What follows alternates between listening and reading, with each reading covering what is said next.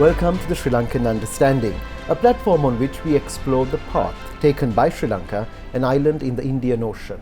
We look at the past, the present, and the potential for the future.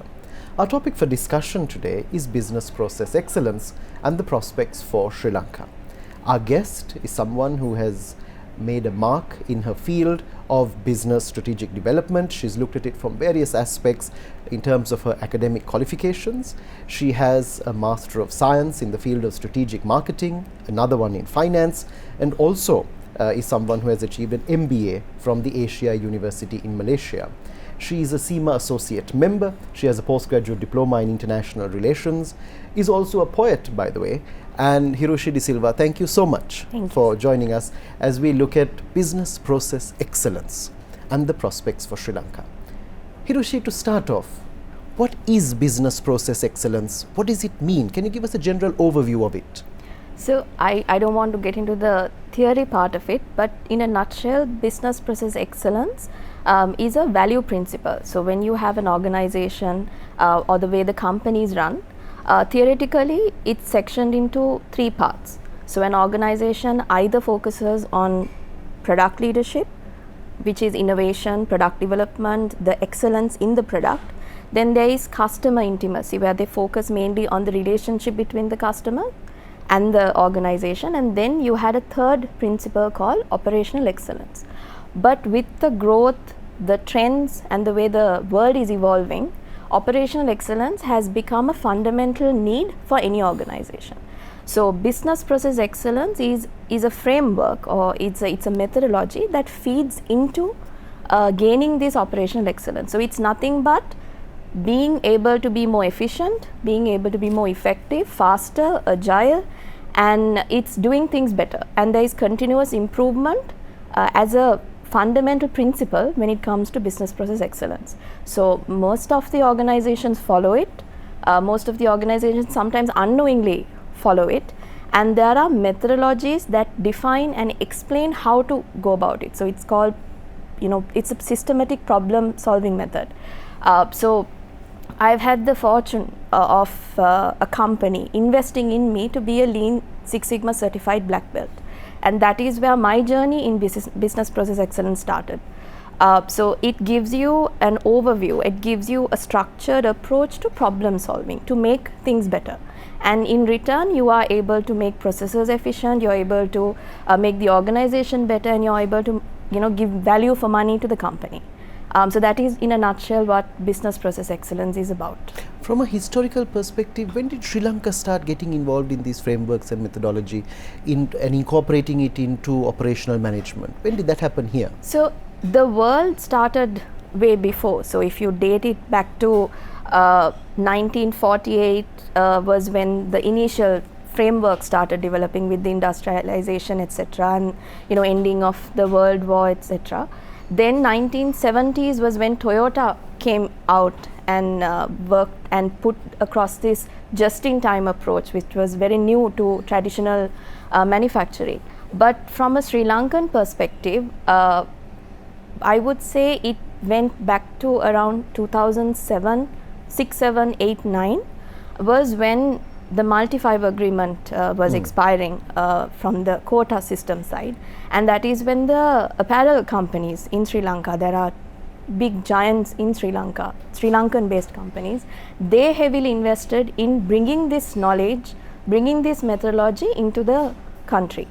And that is where I would say it originated. Now it is practiced by the banking industry, the IT sector, and even health sector, for example. And now you have more and more industries coming into it, but I would say it originated and it got established mostly from the apparel industry in Sri Lanka. So when we go back to that particular stage, you mentioned 2006 to 9, in that period, when we started incorporating it, were we a leader in that time from a South Asian perspective? Had South Asia already started looking at it by then?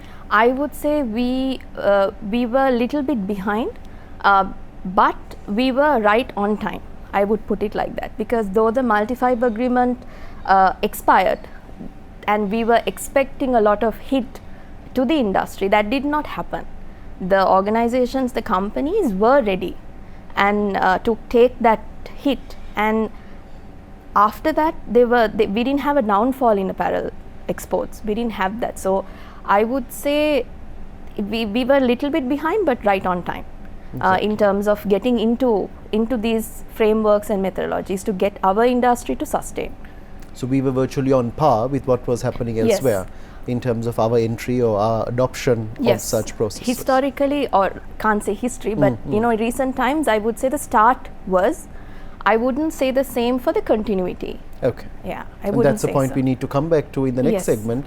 But we're going to look at how this has helped the business environment in Sri Lanka, and what are the main challenges that we're facing in the incorporation of business process excellence when we come back with the Sri Lankan Understanding.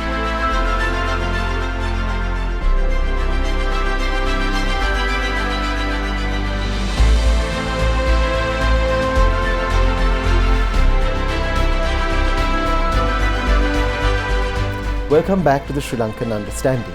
We're in conversation with Hirushi De Silva, and we're talking about business process excellence and the prospects for Sri Lanka.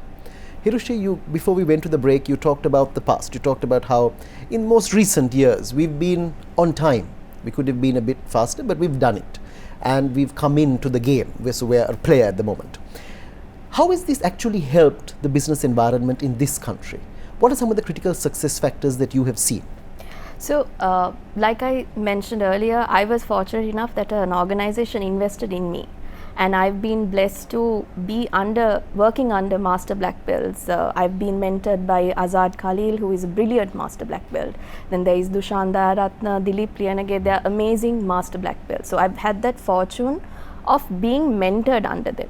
So most of the critical success factors that I've seen when it comes to implementation of all these methodologies, etc., from an organization perspective, it is definitely the support from the top leadership. So it's actually a top-down as well as a bottom-up approach. You need to have the buy-in at all levels. So when you are talking on what improvements you want to do, and from data perspective, because Lean Six Sigma is a very data-oriented, heavy methodology. So when you talk and go and recommend and do these analysis, you need the support of the top management. So that is a very critical success factor, because you need their buy-in for this initiative. So that's a critical, that I would say is the main one. Then you need to have the time and the patience of the organization, because there are quick fixes, there are quick wins, but if you look at Six Sigma, it takes a bit of a long time for you to generate the results. It's coming, but it's not immediate. So people tend to abandon it along the way. So second, I would say is time and patience. Wait for it to settle, wait for the improvements to happen, and then wait for it to stabilize and generate the improvements. Then the data availability. I think recently also we faced a lot of issues where we didn't have enough data on, if you take the recent COVID incidents that happened, we didn't have enough data to even look at which areas to close down. We had to close down the entire country. So that data part plays a huge role in establishing an operational excellence framework, be it just in time, be it Lean, be it Six Sigma, or any of the other methodologies. You need to have the data available in the organization, and that is where the IT infrastructure matters. That is where the process establishment matters, because that data needs to flow in for your decision making. It needs to flow in for your improvements. So that would be the third critical success factor. And the fourth one, I would say, is, like I mentioned, top down, the bottom up. You need to have the buy-in from the worker levels. If I take apparel sector, you need the buy-in of the operator, who is going to do things differently. It's not where the manager sits, inside the boardroom and says, do this or XYZ. It's the operator who has to do it. So the buy-in from the bottom up is also a critical success factor when it comes to seeing the results from these methodologies and these frameworks. The second part of it, I would say, is from the organization side, that is the success factors that come in. But when it comes to individuals or the people who are going to work on bringing this into the organizations, the critical success factors for them would be to have domain independence, because these methodologies you should be able to apply anywhere. So you need to be trained, you need to be mentored, and there are companies and there are training organizations in Sri Lanka. Dumindu Ranavila, for example, runs a very Six Sigma training. So that is also needed. You need to train, you need continuous training, you need continuous learning. And one reason why I have looked at many, be it strategic marketing, finance or international relations, for example, that is to get all that knowledge into what I want to do as process excellence, because all of that feed into me as a consultant. So it's important that you get your knowledge updated, cross-skilled, while maintaining the domain independence. You acquire the required knowledge of all these domains. So those are the two critical success factors from an organization perspective and an individual perspective. Now, in terms of doing all of this, now you're talking about the top-down approach or the bottom-up approach, there is obviously going to be challenges that you're facing in this particular field. Everybody's not going to be like, yes, sure, go ahead, let's implement this, it's something great, we're not going to do that. What are some of those main challenges that are also being encountered at the moment? So first thing is, in one of the organizations that I worked, we tried to go into the local market. The local players or the big organizations were not really open to having a local partner doing the consulting. They are more, I would say, more open to having an international brand or like a giant multinational consulting company coming and doing this. So that was one of the challenges in terms of building that relationship to say, okay, this is a good methodology, go and practice it or follow it. So that was one major challenge. And the second one is, now these improvement specialists, we specialize in improvement. So that is sometimes not really welcomed by a person who is a subject matter expert. For example, if I go and tell a person who's running a restaurant to say, okay, do it this way, they're not going to accept it because they know what they're doing. So that is a big challenge. How do you kind of cross that boundary line of them accepting that you are an expert in improvement, not necessarily a subject matter expert in that person's area? So that's a big challenge, getting through to that. So we've had successful case studies, we've had successful projects in I mean, even what I do now, but resistance, that resistance when someone else comes and says, do it better or do it this way, that is a big challenge. So that is where you need to focus on getting yourself upskilled on change management. One reason why I did strategic marketing was how do you market your improvement ideas? That is very critical. So that I would say is the main challenge. You are crossing someone's territory, to be honest, when you are going and saying do it in a different way, and that's not welcomed and accepted easily. So you need to ensure that they feel, they realize the potential of it. They've got to realize it themselves. Yes, correct. And they've got to invest in a project of this nature because they've got to understand that they are going to see the results. It's going to be helpful, whatever the industry may be. It's going to really benefit them in the process. Correct. When we come back in our next segment, we're going to be looking at what areas of expansion exist in Sri Lanka, and going into the future, how we can use business process excellence for further international integration. When we return on the next segment of the Sri Lankan Understanding.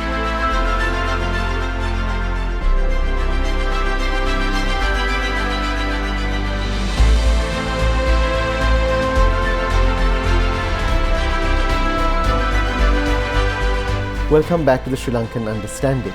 We're in conversation with Hirushi De Silva, and we're talking about business process excellence and the prospects for Sri Lanka. Hirushi, when we look ahead, look at where we are going in terms of the country. You talked about several sectors already adopting this model, trying to look at the framework and put it into their areas of operation. But what are the other areas that we can expand into? The state sector perhaps? You also mentioned health. In the current context, I guess that would be extremely relevant. What do you think about that area? So like I mentioned, the methodology or the framework is domain independent. You can deploy it or practice it anywhere. So some of the case studies that have come from the West or even from this side of the world, they've done a lot of Six Sigma projects and Lean Six Sigma projects rather in the state sector. So today morning I was reading up a case study where they've done in Michigan, they've done a Six Sigma project which brought down the application processing, the process of application processing from some 348 days to 34 days. So from the state sector, we can look at putting all these methodologies and frameworks and improving our state sector services, be it giving the revenue license, be it the banking sector. So these type of methodologies and framework can be deployed because it's a process. This is a domain independent methodology. It's a process. You go, you do the analysis, you follow the methodology, and then you can reap benefits. From the health sector perspective, there are projects that I have engaged in, some of my colleagues have engaged in the hospital sector. From simple things like how do you prepare a theatre for the next operation? How fast can you prepare an operation theatre? Because these days it's important. You have a lot of people in that need. So how do you improve that cycle time of changing from one operation to the next operation? How do you minimize that time? So then there are other lab related things, but if I look at the data side of it, from the COVID data that we would have obtained, because there are applications that ICTA has put forward where you swipe in, check in, all those, that data is not being really utilized by a lot of people, even the mortality data. So if you can work on establishing like a think tank from all these qualified, certified people who are practicing this day and night, there is a lot of benefits that you can get from figuring out how to improvise the vaccination process, for example, right? I mean, I've had the fortune of going in and out in a few minutes because it was well organized, even the first vaccine to the second vaccine. But even between that, there was a delay, and there are people who have stayed in queues for 6-7 hours. That could have been sorted if we streamline the process in a better way. Even distribution of the vaccines, for example. So these are simple things that can be streamlined, that can be looked at if you have the right talent looking at it. And I guess that important thing you said was domain independent. Yes. Or it can be implemented in operating theatre, it can be done at a bank, it can be done revenue license, wherever. So that is the important thing. Yes. But how many people are there who are qualified in this particular area in terms of Lean Six Sigma, Black Belt, you mentioned Master Belts earlier, people who are able to consult in this area? Do we have a significant number in Sri Lanka? So in Sri Lanka, when I checked today morning from LinkedIn, that's the only data source that we have. There are about 2,900 black belts and trained Six Sigma people in the country against a population of 22 million. So you have to look at it in comparison. So maybe you mentioned that term think tank. Maybe what we really need is some kind of body where all of these people get together in terms of dispensing their services. Correct. Because there might be people who are very much aware of business process excellence and some people who are completely clueless about it. Yes.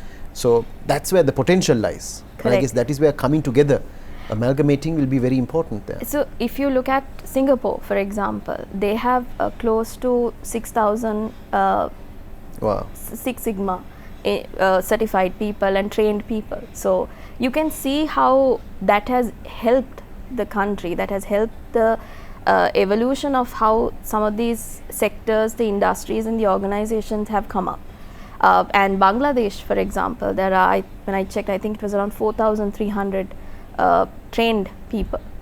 And now you can see the Bangladesh apparel sector, booming. And all our local talent, I would say, is actually there now.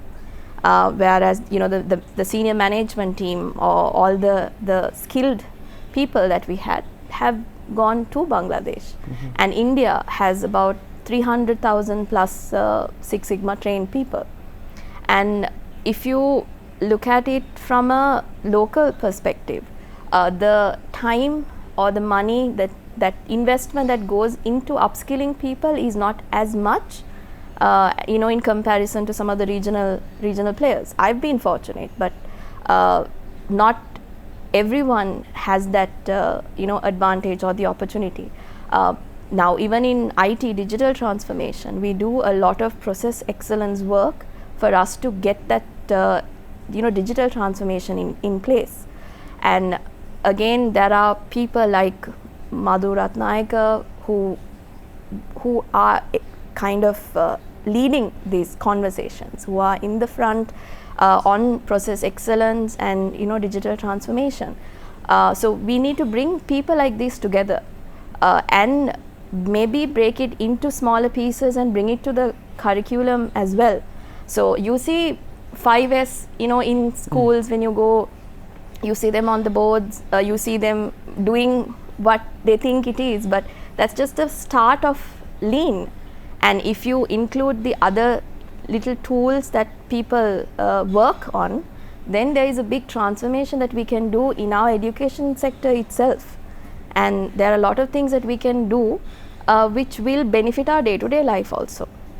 So bringing these people together is very much needed, and that will bring a lot of potential, untapped potential into the country.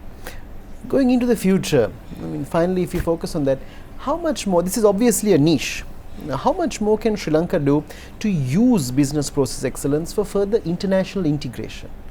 Isn't there potential in that area? Can't we see that happening? Will we see that happening? We definitely will if the right amount of investment goes into it. So we have been speaking a lot about being the regional hub, being the center. We are we have a very strategic location, but we're not making maximum use of it. So why not provide these services as a value-added service within our local companies? Now some of the banks, earlier getting an application done in a day was a dream, but now you see local banks doing that. Now they are at par with the international banks. So that is also from the investment and the time and the patience, the top leadership investing in it that has come. So there are certain sectors that have utilized these, like IT industry, for example. They've, from what it was to what it is now in this short period, they've grown a lot. And there is time and investment that is needed in bringing this skill a little bit more to our organization blood, into the people, so that we can get the benefit in terms of giving the value. Because right now the margins are tight. We are in a pandemic. We need to focus on efficiency. We need to focus on effectiveness. Otherwise, the companies are going to get hit on the bottom line. They are going to face a lot of issues, and there will be need to lay off people. There are a lot of business problems that are going to come, in the near future. So it is needed that all these people or the skill come together, and maybe as a country we figure out how to take this skill forward, and maybe at an industry level, because there are SLASCOM initiatives, they actually do promote quality assurance, they do promote process excellence in the IT and the BPM sector.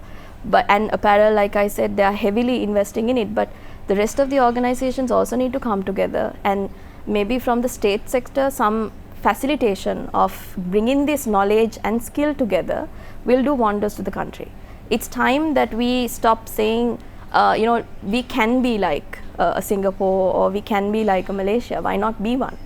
So let's get the local talent to bring it. Let's get the skill going, and let's focus on bringing a program together so that we can go into getting all those giant international players to come and establish their regional offices in Sri Lanka. Because as you mentioned, those countries have got Sri Lankans working for them. Exactly. Sri Lankans who've gone out there who could have used their talent over here. Correct. Who are now sharing their talent, expertise, experiences elsewhere. And so this is where, this is a niche, this is something which has massive potential, and thank you very much for taking time to explain business process excellence to us. And whilst certainly there are challenges, and that's natural, that's going to happen, this is something where people have got to, once again we talk about attitudes, you've got to realize the value of a certain product. Correct. And that's where you're going to at that point incorporate it into your operations, make sure that you are going to be a cut above the rest. And this is what is going to set us above the rest, because in this COVID compatible world that we are moving into, the challenges are going to be fresh. Are we ready for them? This is what we've got to start focusing on. Business process excellence, certainly an area that has much prospect for a country like Sri Lanka, given the fact that so many Sri Lankans are out there. It is still a niche. It is an area in which much more can be done in terms of expansion, whether it's the state sector, whether it's further in the private sector. There is potential for this particular methodology to be incorporated into our country. And that was the Sri Lankan Understanding. Thank you very much for joining us. Thank you, Hirushi, once again for your time. Join us again next time on the Sri Lankan Understanding, when we focus on the past, the present, and the potential for the future.